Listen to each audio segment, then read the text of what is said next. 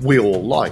We all do it, whether we like to or not. We embellish things, we exaggerate things. The truth of the matter is, the only person who knows for definite when you're lying is you.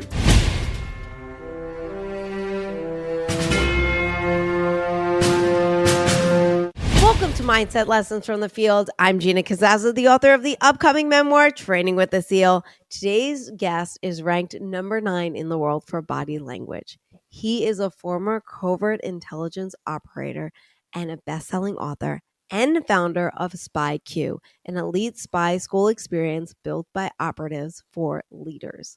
Ladies and gentlemen, without speaking any further, because I want this gentleman to do all the talking, please welcome Gavin Stone. Gavin, thank you so much for being on the show. Oh, Gina, thank you for having me on. It's a pleasure. Oh my God, I had to have you on when I started reading your bio and about you. I'm really intrigued. And I will say, we're going to get into it a little bit, but I had something happen to me last week and I was like, this is a Gavin question. I'm so excited. But before we get into that one, I want to start with how you ended up in intelligence.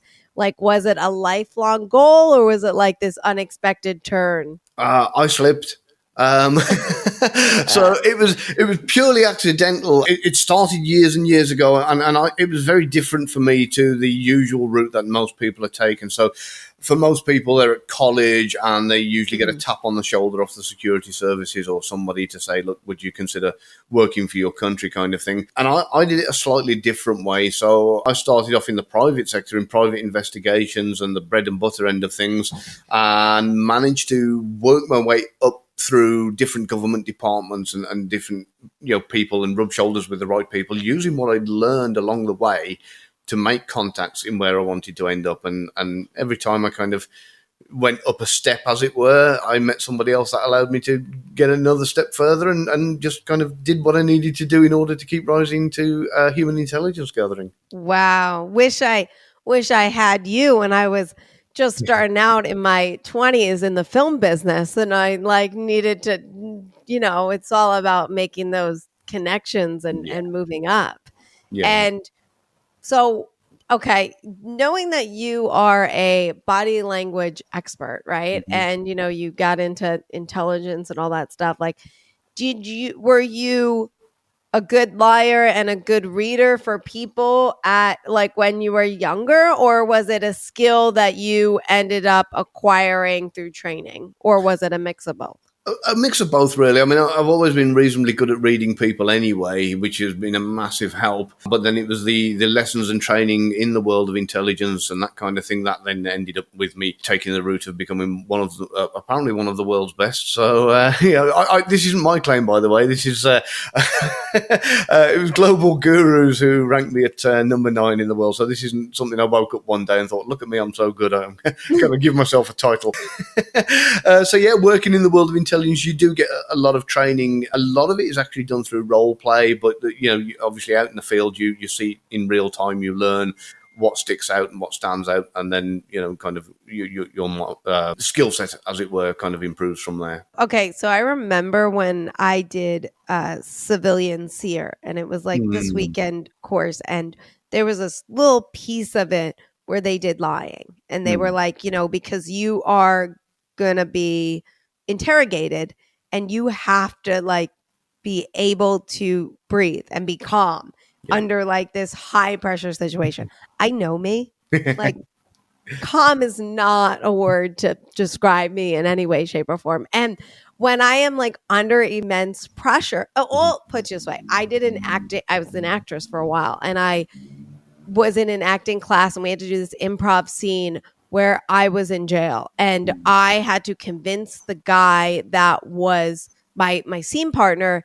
He planted drugs on me, and I ended up it was his drugs. He put him in my bag, and he didn't know that I was taking that purse that day. And I took that purse that day, ended up in jail. And then I am, telling him, he came to visit, and I'm like, you have to tell them I can't go back in there. You have to tell them this is your drugs, all this stuff. And all of a sudden, it's just an acting class. It's a scene, right? Mm-hmm. I am bawling my eyes out, picturing myself going back to this jail and this prison. And none of it is real, right? Mm. But I feel like I am about to go back to jail. And I'm just hysterical. And I'm thinking to myself, this is not even real, right? Can you imagine like myself in this situation where like I'm in like North Korea or Russia or like even American, but I don't want to be in any prison. I don't want to be near a prison, right? Like I'd be freaking out. What are some tips that you teach people in order to stay calm and be able to, just especially if I'm like, it doesn't matter if I'm telling the truth or not. I am just going to be freaking out. And I don't know as a body language expert if you're able to say like, like, oh, they're lying because they're just like high strung. Like, what do you have to people in terms of just being calm and, in a situation like that? And what is the body language that you read for someone that could be telling the truth, but is just frantic? Wow, that's a loaded question. So what I'll do, I'll start with saying that, and I have been in situations where I've been in a cell or a holding cell or in a situation where I could be looking at a very dismal future, and I've had to kind of lay back and relax and kind of say, okay, what do I do? How do I get out of this? What happens is, with the training we've got, you become, and I know you said you did see us, so you know a little bit about kind of, the fundamentals of escape and evasion and that kind of thing. So if you have a confidence in your abilities and a confidence in your training, that in itself gives you a massive confidence in your abilities, especially if you've had to do it before, even if it's only been in training or role play or that kind of thing. If it's done that many times, you develop that kind of muscle memory. If you know and you have that calm confidence of, well, okay, I'm going to get out of this one way or another. I'm not staying here. I have the ability to get out of this building, prison, whatever that it is, whether it's a compound, whether it's an actual, government prison, whatever. I have the abilities to be able to get out of it in my own time when I've worked out how I'm going to do it. That is not a problem. So long term, I know I'm going to get home. So that gives you a bit of a, and especially, like I say, if you've actually had to do it before, that in itself gives you a massive confidence. You think it's a situation I've got out of previously. I've done it before, I'll do it again. That's more of your kind of giving you the calm in the situation. However, you have to get out of your kind of first mode of thinking, because your first mode of thinking is very short term. Panic, I'm in trouble, I'm going to get locked away, and you go into that kind of fight or flight mode, as it were. So you have to rely on what's commonly known as system 2 thinking. And this is where you have to start thinking long term and saying, okay, is this something that is going to actually affect me for the rest of my life, or am I going to get home at some point in the not too distant future? And as soon as you realize, okay, I'm not going to be locked away in a hellhole forever, there will be a way I will get out of this. That again will give you time to rationalize what's going on around you. When you are doing the interrogating, right, what are the first things that you look for to tell if someone's lying or not? Deviation from baseline. So I'm looking for anything that's not normal. Now, it might not necessarily be that they're lying, but it will mean that something's different. And that's when I have to ask, well, why is it different? If I ask you a question, did you do A? And you go, yes. And did you do B? Yes. Did you do C? Yes, sir. Did you do D? Yes. Did you do? And you go, okay, why was that one different? Why was there a completely different tone? Why was there a different, language? Why was everything different? Why was the body language different on that when that answer was given? So, like I say, it might not necessarily mean deception, but it does mean that something was going on in the mind of that person at that particular time. And then you can go back and you can probe a little bit and say, let's just go back and reflect on this one for a moment and just tell me a bit more about what happened there. And that allows you then to dig a little bit further and get closer to the truth. Did you ever read the book, The Art of Deception, or the book? I'm aware of it, yeah. I think I've read some of it. So. I read it like 3 times, and I'm like, and I'm intrigued by it because I'm like, oh, and I catch myself sometimes because they said something about like people lie in threes. They said, they might say like, oh, 3 times that happened, or, and I notice with myself, like I've become more aware, and like I'll say something and like I'll say 3 and I'm like, it's actually 2 times. I don't know why I rounded up to 3, but it's just like little things that you don't realize. And apparently when I was doing the seer thing, I had to tell a story and they had to vote on if it was a lie or not. And while I was telling the story, they would put checks like a mark. They put a mark on one side of the board and a mark on the other side of the board. And apparently when you tell a story, if you're telling it in the present tense, I didn't know what the mark was for until afterwards, but it was for when I said something in the past tense and when I said things in the present tense. And they said where if you tell a story in the present tense, they said it's more likely to be true because you're living through it versus if you go to the past where you aren't living through it. Is there some truth to that? There can be, but what's more important is tense changes. So listen out for if somebody is talking about something that happened to them when they were, say, 10 years old, and they start off and they say, I was doing this, then I was doing that, then I was doing the other. Now I'm going down the road and I see this and I see that. And then they go back to past tense again. And after that, and listen to at which point the tense changes. So if it's at the point of the incident and then they go back to past tense afterwards, that's when it'd be more of a red flag for me, and I'd be more concerned listening to those changes in tenses during the duration of the story. You have to be a fantastic listener for this. Like, you really have to be like not just listening with your ears, but like with your eyes too, right? To really get what they're saying. And does this make one a really good communicator? Like, are you a fantastic communicator? I'd like to think so. I suppose it depends on the situation. I mean, it's kind of 4 a.m. when I'm getting a Dunkin' Donuts to keep myself going because I've been driving on the road all night. No, I'm kind of, I'm grunting at people because all I want to do is get a black coffee and get back on the road. Other times, if I'm giving a lesson on what to look for in deception detection, then, completely different altogether. And I'll be teaching everything from statement analysis to blink rate, blink rate for me is one of the biggest tells for spotting deception. So what is that? So this is, you're literally looking at how fast and how often somebody's blinking. If somebody is reading a book or watching a movie or really concentrating heavily on their laptop, etc., their blink rate will go right down to kind of, 2 or 3 per minute, perhaps, maybe even sometimes even less. So they'll very seldom blink. When somebody's under stress, they actually blink more frequently and a lot faster. So if you're talking to somebody, and you say to them, "Did you eat my cookies?"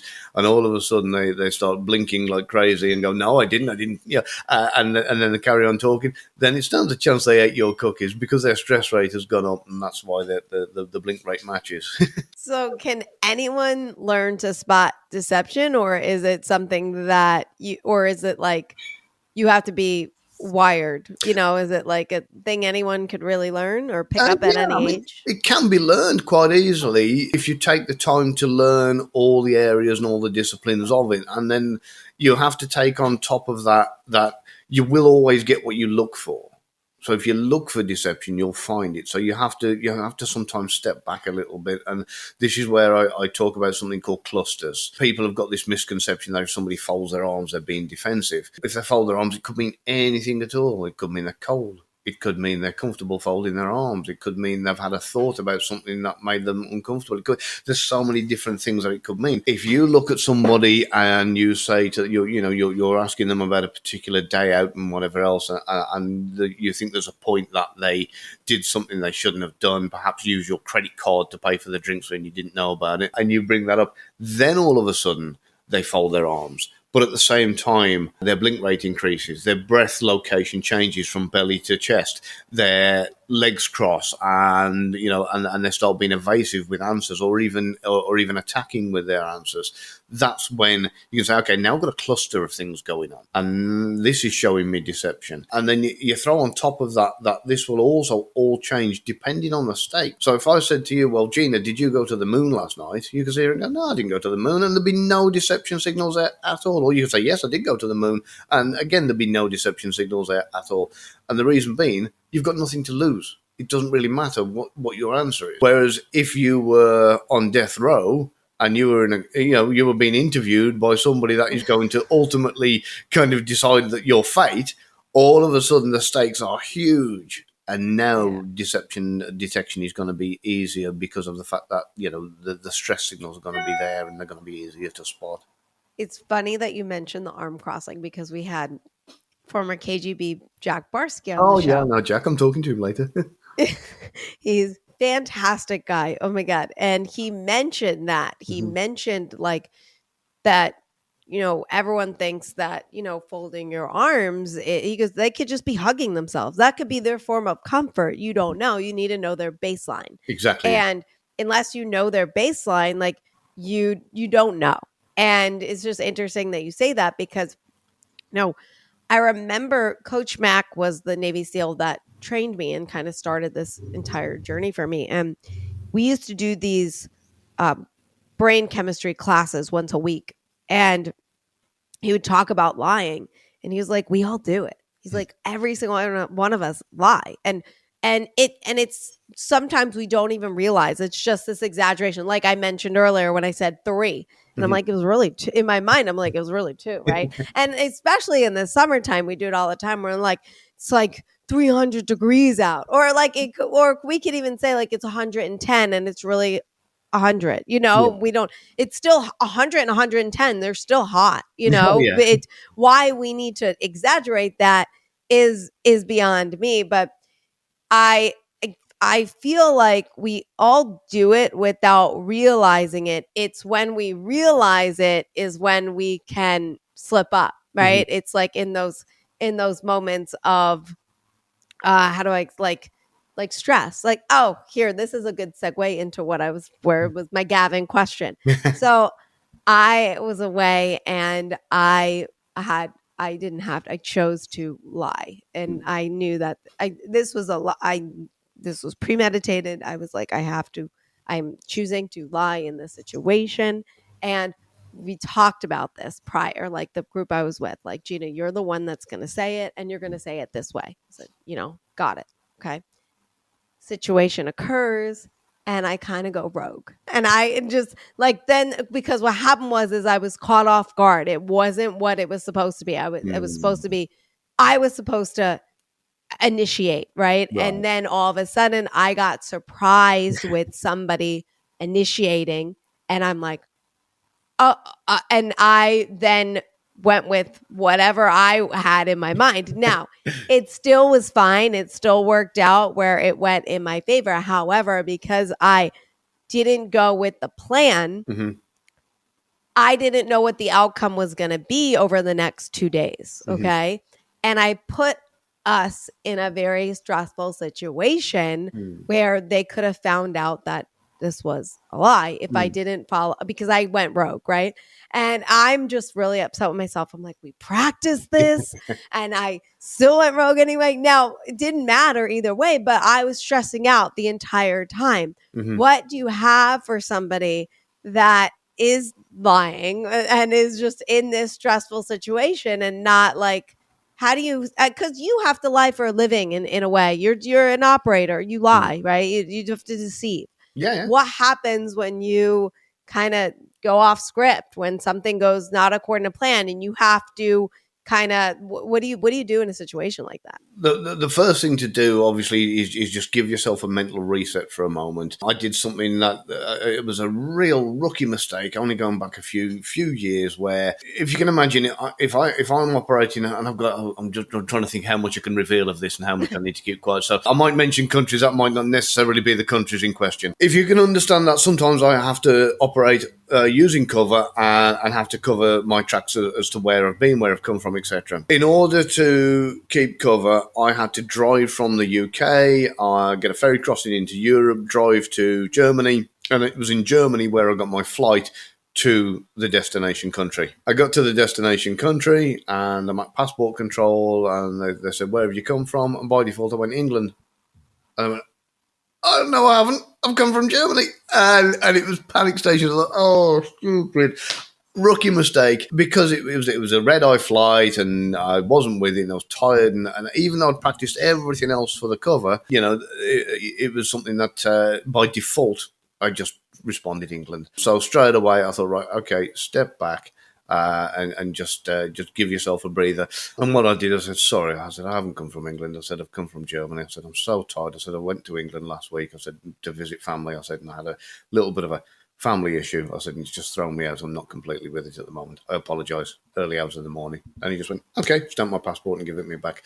It's just about kind of remaining calm, not letting your system one thinking kind of run into panic stations, and taking a step back and saying, okay, just before you open your mouth, take a moment to think, and it shouldn't take you too long to what would be acceptable, what would be normal in these circumstances.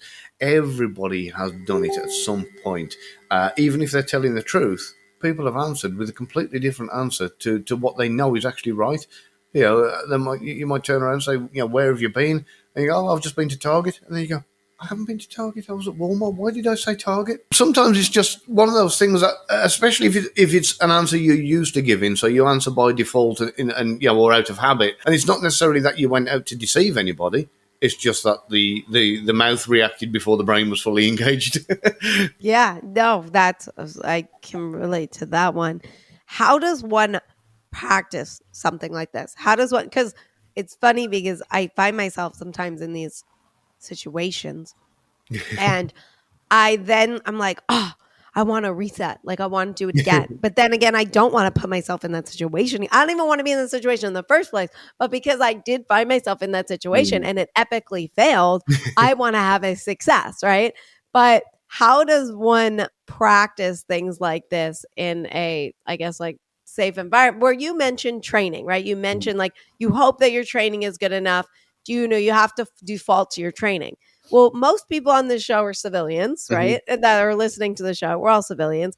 And we want to just have stronger mindsets, become stronger in skill sets and things like this. So how does one like practice something like this, like with themselves or Well, I mean, family, friends? it's so when I did my training for deception as well as deception detection, we had this scenario where I sat down and I had to take part in a 4-hour conversation. There was a camera on a tripod recording the entire thing, and as you said, we all lie. We all do it, whether we like to or not. We embellish things, we exaggerate things. Sometimes it's just easier to cut corners rather than giving somebody a full explanation. Sometimes the full explanation is embarrassing. You don't want to let people know, so you say, "Oh, it was just this that happened," or whatever. So, but the truth of the matter is, the only person who knows for definite when you're lying is you. So what they did is they recorded the entire conversation and they said, "Right, there you go. Now go back and watch it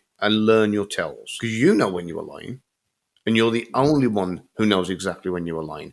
So look for what your tells are while you were lying. Look at your verbal tells, look at your physical tells, look at absolutely everything. Whether it was tone change, pitch, cadence, whether you looked away, whatever it is that you did, learn them. And then when you've learned them and you know them, instead of trying to fight them, you can be aware of them when you are being deceptive, but also pepper them in when you're being truthful.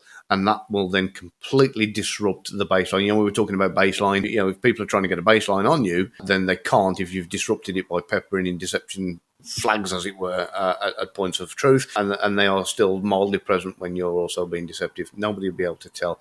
So if you want to become an experienced liar, there's 2 methods. 1, become a politician, or 2, get yourself a camcorder and stick it on a tripod and record yourself talking to a family member. So how long did it take you to decode yourself, like to really, like, do you go through it a couple of times and did Yeah. you redo the tape and redo another story and stuff like that, or did you stick to the same story? Or No, it was just a case of rewatching it back with a notepad and pen and writing down at what minutes what was going on. When I knew that I'd embellished or exaggerated or covered something up or glossed over something, I would then say, right, it happened at 16 minutes and 32 seconds. Right, back it up. What was I doing? What did I do? What was the And I went through everything. The transcript, so I could say, right, what was I saying? How fast was I saying it? Was there any pitch change? What was going on? What was going on with my body language? Absolutely everything. And then when I'd made a list of frequent tells that I knew that when I was being deceptive, I knew what they were, I could then consciously go out and kind of make a point of either putting them in my conversation. And this is where you develop muscle memory, or being more aware of, if I knew I was deliberately being deceptive, watering them down and being a bit more, because you'll never stop them. Body language is one of those things that is innate. You can't control it. It's as simple as that. It's a bit like a physiological reaction. So if you can imagine, if somebody says to you, "Oh, control your body language," that's a bit like saying to somebody, right, somebody's going to jump out and startle you at 4 a.m. You've got to control yourself and not let yourself jump. You can't be done. If you're startled, if you watch somebody when they're startled, they kind of pull that weird funny face and curl themselves up and pull their shoulders up, and you can't stop it. You can't control it. So the only thing you can do is try and regulate it as best you can in your reaction to it, and then like with anything else, is start sprinkling it in other places. So why would you want to deliberately sprinkle it in? That will completely disrupt the baseline. So if you do have somebody who's trying to get a baseline on you, say, "Oh, I've noticed he scratches the back of his head every time we ask him about this particular thing." Well, if you scratch the back of your head when you're being truthful as well as when you're being deceptive, you've got the whole baseline of kind of nothing stands out as abnormal. Are you really good at poker? I'm not allowed in Vegas anymore, I don't think. I'm barred from the whole of Vegas. But no, nobody wants to play with me anymore when it comes to poker. I don't know why. I'd be so intrigued because I want you to, be so much better. You could tell me my tells instead of sitting there for 4 hours watching myself. I'm like, you could just play with me and tell me what my tells are. I'm curious. I don't know how to play poker, but if I did, I'm just intrigued by the fact that you can, really, apparently you could really tell a lot about somebody by watching them, observing them, and talking to them. And I find that very, very fascinating. And it's funny too, because Randy Weitenheimer has been on the show a couple of times, and we work together, and he will have me say something and that's not true. Mm-hmm. And then he would have me say something that's true for me to listen to he goes, "You hear your voice change?" Mm-hmm. He goes, to get me to understand like the tone and the way you don't realize it unless you're really hearing yourself, the pitch change within yourself. Which then when you can do it to yourself, you can pick it up on other people. Mm-hmm. And it is very subtle, but it is something that, and with the right amount of practice, you can pick it up. And I mean, one of my favorite areas, believe it or not, for deception detection, which I find a lot more reliable, is actually statement analysis. I was taught by the actual creator of statement analysis, and this is something that, if you look at what's being said rather than just the body language and the way it's being said, sometimes you come to the conclusion that you've been given an answer, but not the answer. So one of the ones I use frequently, for example, is if you say to your roommate, "Hey, have you taken my wallet?" And they go, "I don't even know where you keep your wallet." That's not a no. It's not a denial. It's not answering your question. What it is, it's a pacification. It's an answer that most people would accept as kind of, okay, he doesn't know where I keep my wallet. They work out for themselves then, okay, so if he doesn't know where to keep it, he obviously hasn't stolen it. And they've come to their own conclusion rather than actually being given an answer of, "No, I haven't taken your wallet," or "Yes, it's here." Listening very, very carefully to the answer can definitely give you an indication as to whether somebody's been truthful or not. Curious about this one. As we talked about, we all lie, we all exaggerate, we all, don't even realize half the time. How do you navigate relationships or friendships when you could always tell, like, if someone's not being honest or not? For me personally, and I have kind of learned this the hard way, you find if you call people out on it, they just dig in deeper. They just become, you get like the stubborn mule effect. It doesn't do you any favors at all, whether it's relationship wise, whether it's friendship wise, or anything else. If you're aware of the fact that somebody's been untruthful, 9 times out of 10, the best thing to do is dismiss it. Understand that they've got a reason, even if you don't know what that reason is, even if you don't know what that reason's good. Just understand they have a reason. And let them, because at the end of the day, there's only 2 reasons why people lie. 2 primary reasons, and that's protection or gain. And whether that's a monetary gain, whether it's to gain status, whether it's to gain social acceptance, or whatever the case may be, that's gain covered one way or another. And the same with protection, whether it's to protect yourself, whether it's to protect yourself from embarrassment or physical incarceration, or whether it's to protect others, one way or another, those are the only 2 areas that the 2 primary reasons that people lie. There are lots of subcategories, but that's it. It's as simple as that. And as soon as you understand that, they're either protecting themselves or they think they've got something to gain by, by this deception, then all of a sudden it doesn't seem in any way harmful. you see it for what it is. It's kind of a defense, as it were. Sometimes I find it really funny, especially with kids, like, Mhm. because they're great at it, and they're like really good because like it's like they believe it themselves when they're Yeah. saying it to you. Like my nephew's 3, and he, like you mentioned, gain, and anytime we're walking, he'll just stop, and I'm like, "What's wrong? Let's go." And he's like, "I can't," and I'm like, "Why? What's the problem?" And he goes, and it's the same knee every time. That's the best part. He's 3, and like he'll hold his knee and like kind of like go down with his knee and like, my knee hurts. Hold me, And it's like he just wants something gained. He just wants to be held, right? Mhm. And of course, I'm a sucker. I'm like, of course, because I just know that like I'm not gonna be able to hold him much longer, and I want that, right? And I Mhm. think it's so cute. But it's funny though because the first time he did it, I pick him up, right? Mhm. And then I go home and I tell his dad, my brother, and I'm like, "Yeah, his knee was hurt," and I picked him up. And my brother goes, "Yeah, he does it all the time. I don't even know if it's real. At first, I don't. Now he does it so much. I don't think he has a knee problem, But Mhm. you don't know with a 3-year-old because he's 3, right? I don't Exactly. know if he's actually hurting or not. But then I picked it up pretty quickly that like his knee's fine. He just wants that. But it's just so cute. I just can't.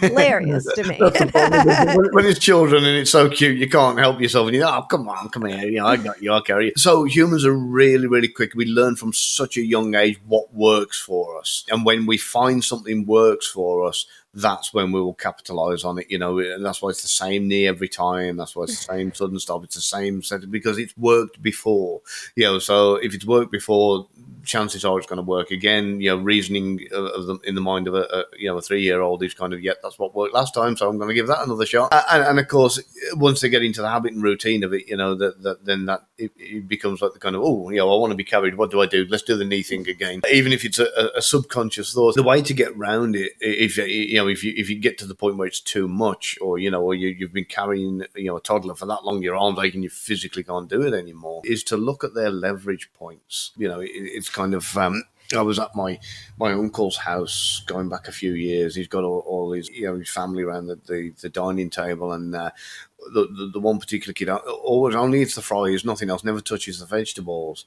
and they can't get him to eat the vegetables or anything. They've tried everything, and he's like, no, I'd rather eat glass, kind of thing, broken glass. I basically they'd kept this going for so long. I called him over, give him 5 minutes, and then a few moments later, everybody's watching in amazement while my cousin's sitting at the table, wolfing all these vegetables down.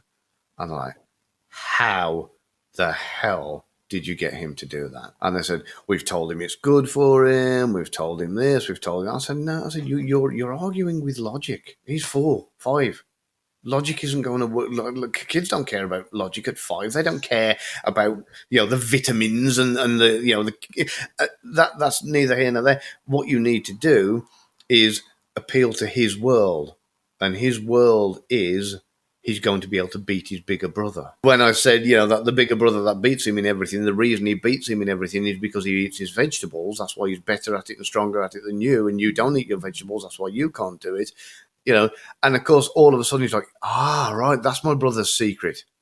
Now, all of a sudden, the vegetables have a whole new appeal. So, of course, what that's done has changed the dynamic. And this is how it works with 3-year-olds. You've got to look at the leverage points for them. We are, as adults, we look at things in a very logical kind of mindset. Why do I do this? Why should I get that?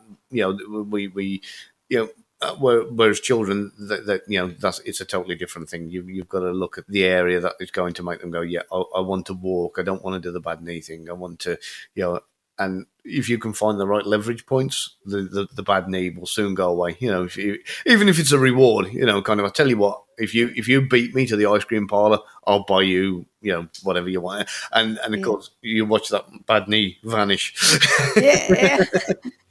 It's funny that you mentioned logic because what also got me to end up in this Navy SEAL prep program was Mm-hmm.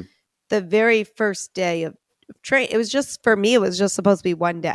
Like, how strong is my mindset? Could I not quit throughout the day? And then this is what was like, for me, like the test, because I was already going to that civilian seer thing. Okay, I'll be good.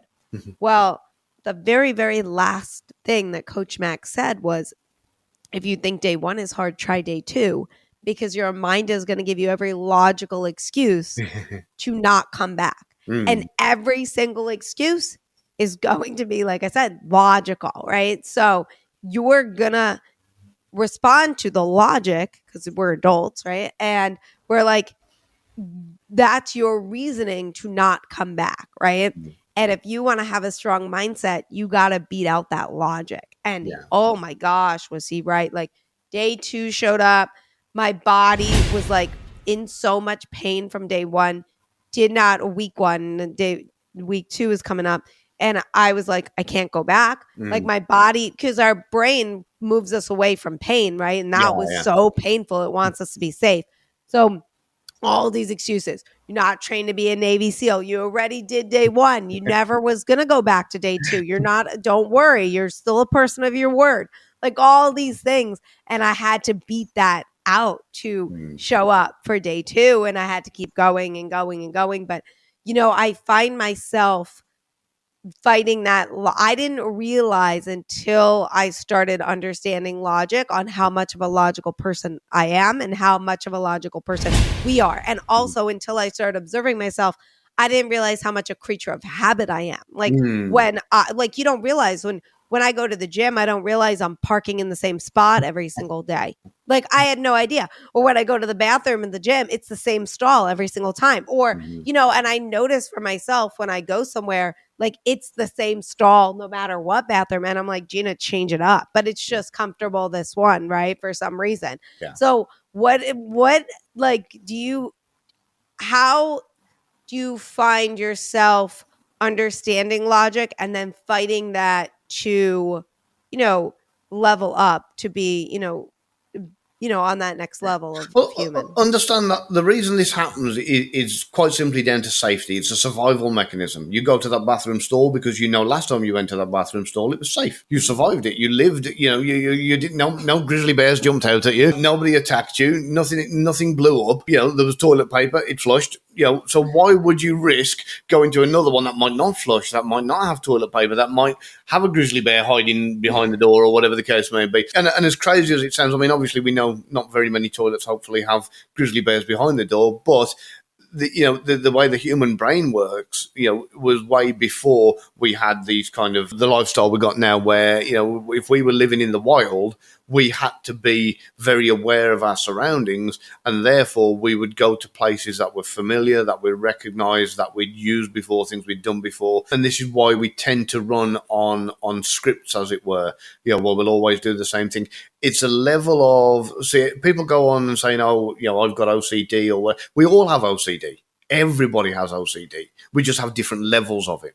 Because when it comes to making a coffee, you could ask 100 different people the correct way to do it and probably get 100 different answers. You put the milk in first. No, you don't. You put the water in first. No, sugar always goes in first. Everybody's got their own method of how they do things, and they will do it the exact same way every single time, purely because it's what's worked for them previously. With that in mind, growth obviously comes from stepping outside of your comfort zone, and that's when you did the right thing by spotting it and saying, okay, let's change things up. Because a lot of us are running on autopilot a lot of the time, purely because of the fact that we know this works, we've done it before, we know the routine, let's go ahead and do it again. And it's to help prevent decision fatigue. Why should you waste 20 minutes driving around the parking lot saying, right, where am I going to park today? You just park where you parked last time.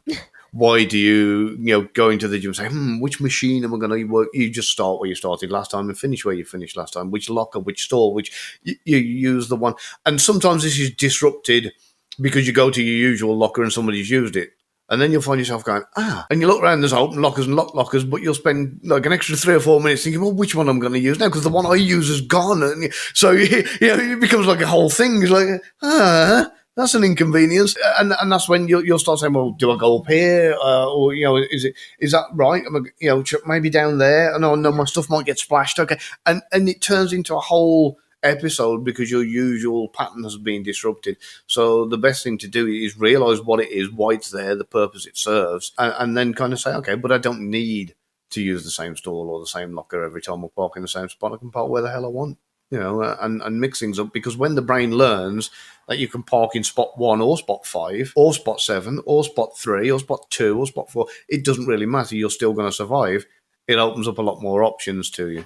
This podcast episode is brought to you by Thrivers Coffee. Podcast guest Nick McKinley's company, Deliver Fund, brings you guys Thrivers Coffee. It is ethically sourced, it's organic, and it supports traffic survivors. That is right. Thrivers Coffee is all about empowering us to making a difference in the fight to end human trafficking. That's why 100% of the proceeds go directly towards their goal of bringing freedom to victims of human trafficking. So if you guys love coffee that is organic, ethically sourced, and tastes absolutely delicious, and want to help to end the fight of human trafficking, check out Nick McKinley's company, Thrivers Coffee.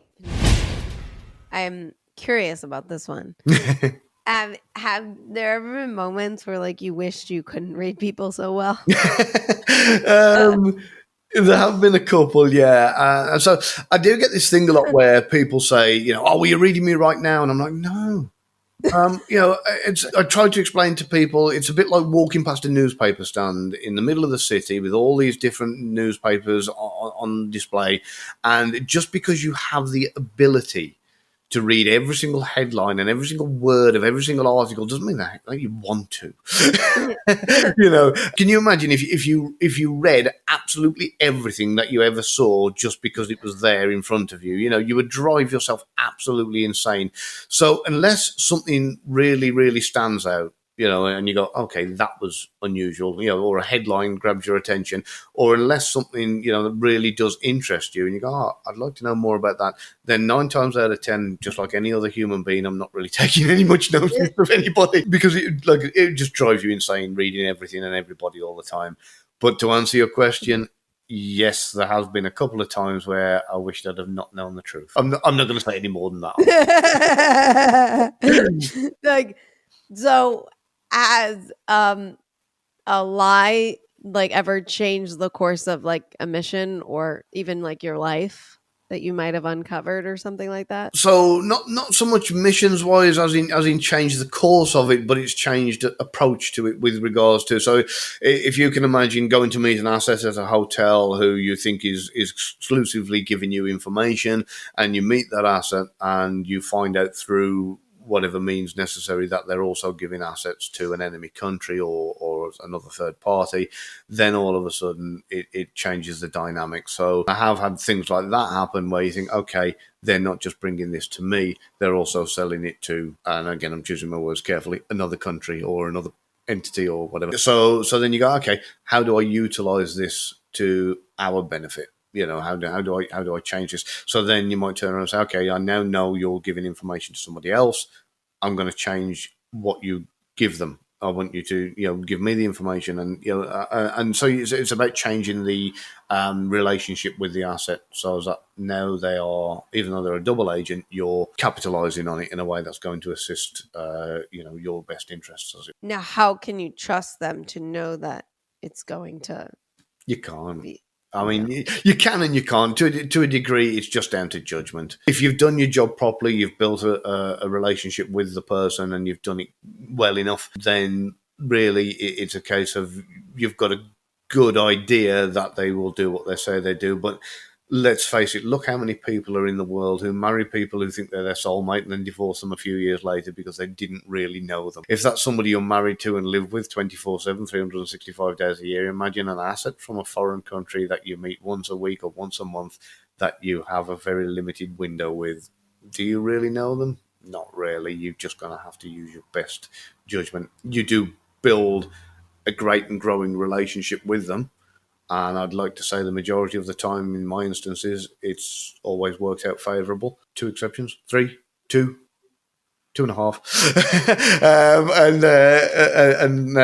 and that's about as much as I'll say with that. So we can only, like I said, we can only use our best judgment really when it comes down to it. So speaking of then trust, what advice would you give to someone who wants to build more trust, and maybe someone that might struggle with being honest with themselves? I feel like especially we have a hard time looking at ourselves. Yeah. We have a hard time with being honest with who we are. And what advice do you have somebody to build that within themselves? What I'd recommend here with everybody, if they want to improve their relationships with anybody at all, the first thing to do is improve their relationship with themselves, like you say, to look in the mirror and find a way to take the blame, to understand that you are a product of every decision that you've ever made in your life. Everything you've ever done, every bad decision you've ever made, every good decision you've ever made, and everything in between is what has made you who and what you are. So don't look back with regrets. Don't go back, oh, if I could go back in time, I'd change that and I wouldn't have done this. Understand that you learned from it and use it to the advantage of and then look at your weak points, identify them, shine the light on them, call them out, find areas where you're bad at a particular thing, and then say, right, I'm going to improve on that. And rather than saying the words like an affirmation, I'm very bad at X, turn around and say, right, I'm working on getting better at X. And it's just a mindset thing. Just shift it until you, at the same time,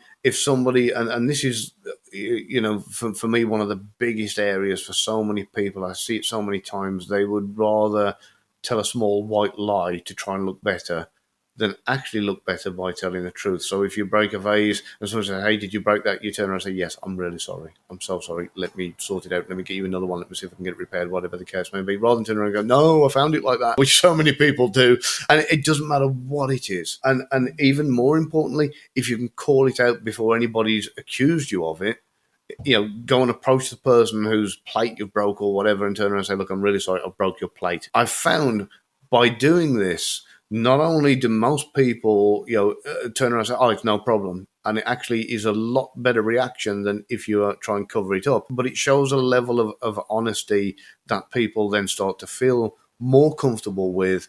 And then that level of trust just grows exponentially, because if you're going to go to them with all the small stuff, every little thing, if they drop as little as a dime on the floor and you pick it up and say, hey, you dropped this, it shows that if you're going to go to the trouble to give them a dime, then you go to the trouble of being honest with them each and every time, rather than thinking, oh, that's sit there in my pocket, he hasn't noticed he dropped it. Make a point of kind of being as honest as you can in every situation, even if it means a little bit of self-deprecation. It's funny because I remember working in a restaurant, and I remember this one moment in particular because it kind of like changed the way I like viewed people in a way. Mm-hmm. I stacked the cup wrong, and my manager, like, there's like 10 of us around, and my manager's, who did this? Who did this? And I was like, oh, it's me. And her face was just like, why would anyone? It just read Well, like she wasn't expecting anybody to admit it, right? Mm. She wasn't expecting that. And then, she was like, it gets stacked like this, whatever. And I was like, no problem. Now I know, Yeah. But it was just funny though, because I remember her face and was like, and it was just funny too, because she was so aggressive when she said it, Mm-hmm. that she wasn't expecting any. I guess maybe she didn't even want to know, because then I think, because another thing too is sometimes you don't want to know, because then you have to like take some sort of action, right? In terms of, I was like, it's a freaking cup. I mean, like, what is, but also I was in California and I drove my brother's car, and he has a Tesla and it drives itself. And yet I didn't trust this car driving itself. I was like, I'm going to drive the car. And I lost control for a hot second, and I hit the curb, and I damaged the rim. And I message him, like I call him and I'm like, I just damaged the rim. I will go take it to the place to repair and stuff. And like, for the next 12 hours, all I heard, he was like, don't even worry. He goes, I have 3 years on the car, we'll take care of it in 3 years. But all I heard for the next 12 hours was, how could you do that? The car drives itself. Why would you even drive it? How does one do that? All I heard, I heard it so much that I'm dreaming now about it. And I'm just like, oh my God. But it was just so funny too, because it's like, sometimes you feel like you're damned if you do, damned if you don't. It's like, like being honest, you're just like, oh my God, is it worth it sometimes? You can be, but what you've got to remember is short term, it might be a pain in the rear end, but long term, it helps to build that trust, because it's something that, yes, somebody might be annoyed if you've broken something of theirs, damaged something of theirs, or stained or done, that's to be expected. but at least that person knows that you've been honest with them, and long term down the line, when it's gone and forgotten about, when it comes down to another situation, if something goes missing or something's taken or whatever the case may be, and somebody asks you, did you do this? Did you take this? And you go, no, it wasn't me. Straight away, that person's going to default to believing you because you're an honest person at heart. And they know that. And the proof is in the pudding with that, because you've gone to them perhaps on more than one occasion and said, look, I did this, I'm sorry. And it's even better, like I say, if you do it before. You know, if you do park your brother's car back up, and then he gets home and then he's calling you, did you damage my rim? And you go, yeah, well, that would have been like so much worse, because you wouldn't have heard the last of it for months. You know? Well, right now it's funny. There's like a scratch where the key goes. There's a scratch, and he noticed it, and he messages me, goes, who did this? And I go, no idea. I don't know. Like, I genuinely don't know. And he goes, well, you wear a watch, you wear a ring. And I go, if my watch or ring damaged the glass, how fragile is this glass? I was like, and I'm just like, hey, listen, if you want to blame me and it's me, just throw it on my bill in 3 years, like that's fine, but I'm not going to admit to something I didn't do. But if it's going to shut you up, I guess in a way, like, sure, I'll go down that rabbit hole. No. That reinforces exactly what I said about taking the blame. So when I said to you about take the blame, even if something's not your fault, again, that shows honesty and integrity, where you can turn around and say, look, I don't believe I did it, but at the end of the day, if you want to charge me for it, if it shuts you up, okay, crack on, don't worry, and I'll pay the bill. All right, it's not nice, but at least, again, it shows that level of integrity that, even if you don't believe it's you, bill me anyway, and that will build like layers of trust with people, being able to say, okay, no matter what, this person has my best interest at heart one way or another, and will definitely. And the best person actually in the world to talk about this, and it's a great guy, a friend of mine called Robin Dreek. I don't know if you're familiar. Oh, he was on the show. Yeah, he was on the show. Brilliant, Great, wonderful fella. guy. I mean, he wrote the book, The Code of Trust, and he definitely is the man when it comes to this kind of thing. So plug for you there, Robin. If you haven't got that book, then definitely buy it. He is just a wonderful guy all round in every way. Yeah, he's fantastic. We didn't get a chance to actually talk about this real quick. I don't think we did. Did we talk about combined communication analysis yet? No, so this is, again, it goes back to when I was saying about like kind of more than just body language. You're mixing in statement analysis, you're mixing in psychology, you're looking at blink rate, breath location, what's being said as well as the way it's being said, the tone, the pitch. So you're looking at this entire combination, like kind of non-verbal and verbal communication. And then mixing it all together. And this is one of the reasons I can be called into a court of law, whereas most others, if their only discipline is body language and that's it, it's not reliable enough, and they can't be called into a court of law. Whereas my areas of deception detection are enshrouded in this combined communication analysis, which is taking everything into account. It's more accurate that I can pick up on deception and therefore say, yes, I think the person is being untruthful or deceptive at this particular point, or no, I think the person is being perfectly honest and open about this particular situation.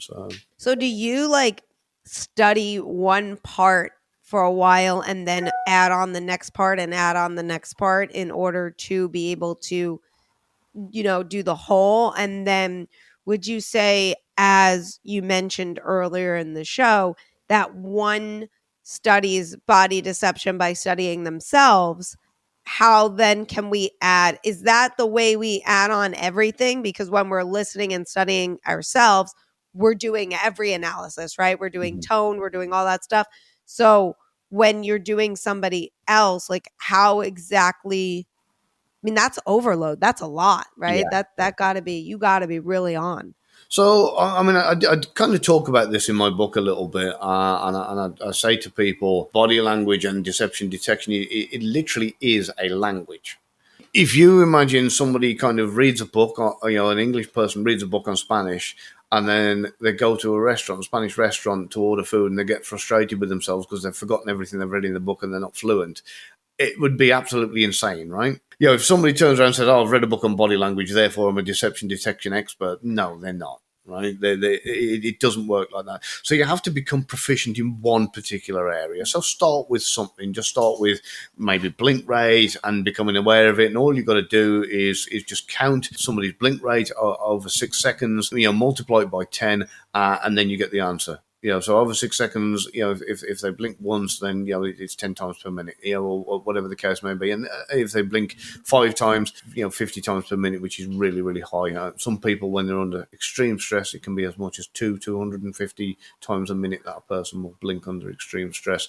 So start with that, get proficient at it, get to the point where you're that good at it, it becomes almost, subconscious. Then go into the area of okay, now what I'm going to look for is insertion into the mouth. So, and this is something that people do. I'm sure you've seen, like when females pull their hair over their mouth and they bite it, or you get people who maybe chew on the end of a pen while they're thinking, or you get people who might put their fingers in their fingernail. mouth. Yeah, that kind of thing. Anything along those lines usually is a need for reassurance. I've got no science to back up this particular claim, but I think it's down to when we're infants and we're given a pacifier. Naturally, it's what kind of calms us and reassures us.